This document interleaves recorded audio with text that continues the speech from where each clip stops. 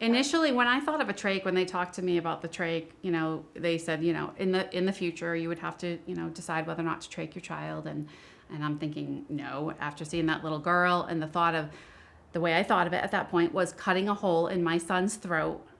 No, there's no way. And when he was 11 months old, he kept getting sick. He was on the BiPAP, and we kept ending up back in the hospital. And in February, which wasn't that long later, they said they tried to extubate him, take him off the vent, and they were unsuccessful. And they said, you have to make a decision. Are we going to let him go and do comfort care, or do you want to trach him and put him on a vent?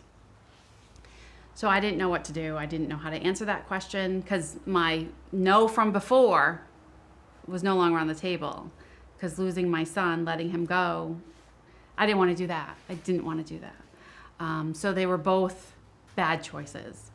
So I thank God I had my faith, because I prayed every night for 5 days. I said, God, you have to make this decision. I cannot make this decision.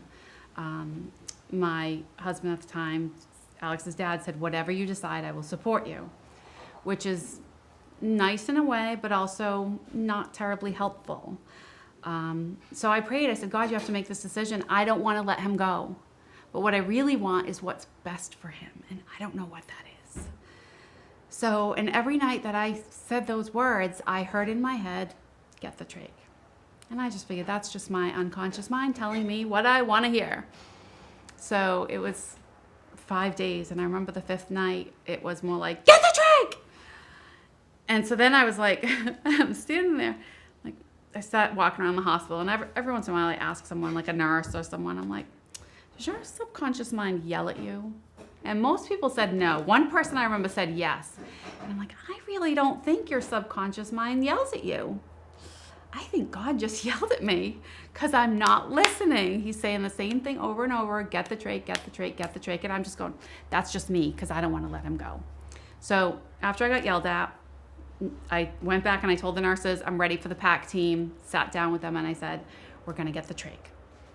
So we did. And afterwards, I was so grateful that we had gotten the trach, because Alex had been so weak and he was always struggling, and, the breathing was just hard.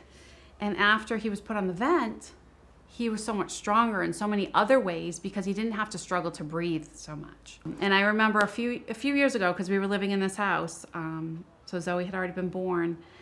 So it may have been 5 years ago, 6 years ago. I was walking through Alex's room, and he had been sick for a while. And I remember thinking to myself, I didn't say anything.